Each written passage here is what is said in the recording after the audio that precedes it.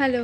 ঘুম থেকে সকালবেলা উঠেই দেখছি প্রচণ্ড বাজে রকমভাবে রোদ উঠেছে, সেই জন্য আমিও এক বোতল জল নিয়ে সারাদিনের জন্য রেডি হয়ে গেলাম। করে নিলাম একটু হেয়ার কেয়ার, ওই অ্যালস গুডনেসের একটা rosemary water just hair apply করেছিলাম।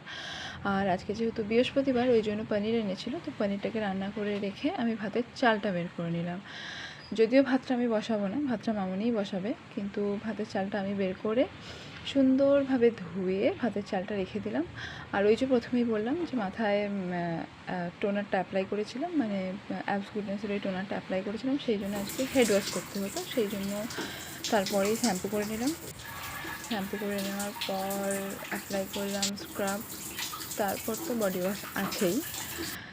দেন আমি ফ্রেশ হয়ে রুমে চলে এলাম। রুমে চলে এসে অ্যাপ্লাই করলাম হচ্ছে টোনার, ময়শ্চারাইজার। তারপর কিছুক্ষণ রেস্ট নিচ্ছিলাম, মানে টিভি দেখছিলাম, টাইম পাস করছিলাম, ফোন দেখছিলাম। দেন 2টো বেজে গেল, মামুনি ডাকলো খেতে, তো নিজের ভাতটা একটু সুন্দর করে সাজিয়ে নিলাম। আর প্রথমেই তোমরা দেখেছো আজকে হয়েছে পনিরের তরকারি, তো সেটাকেই বাটিতে সুন্দর করে বেড়ে নিচ্ছিলাম।